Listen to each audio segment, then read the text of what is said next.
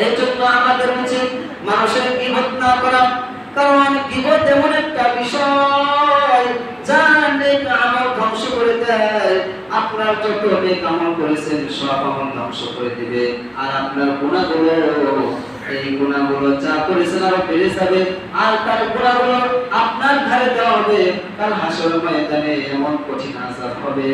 যার ফলে আল্লাহ রাব্বুল আলামিন আপনাকে জাহান্নামে দিয়ে দিবে। যখন মালাকুল মউত যখন আপনার জান কবজ করতে আসবে, যখন বলবে মান রব্বুকা ওয়া মান দীনুকা ওয়া মান নাবিয়ুকা, যখন তিনটা প্রশ্ন আপনাকে করবে, যদি আপনি তিনটা প্রশ্নের উত্তর না দিতে পারেন, তখন আল্লাহ রাব্বুল আলামিন বলবেন, হে ফেরেশতার দল, যাও এই নাফরমান বান্দাকে জাহান্নামে দিয়ে দাও। আর তুমি যদি এই তিনটা উত্তর দিতে পারো, যখন ফেরেশতা বলবে মান রব্বুকা, আমার রব হলো আল্লাহ, আমার দীনুকা, তোমার দিন কি, তিনি যখন বলবে আমার দিন হলো ইসলাম, তখন বলবে তিন নাম্বার বলবে ওয়া মান হাদার রাজুল, এই ব্যক্তিকে, তখন ওই মুমিন বান্দা বলবে, তিনি বলবেন যে তিনি হলেন আমাদের নবী, আখির নবী, পয়গম্বর জনাবে মুহাম্মদ রাসূলুল্লাহ সাল্লাল্লাহু আলাইহি ওয়াসাল্লাম, তিনি হলেন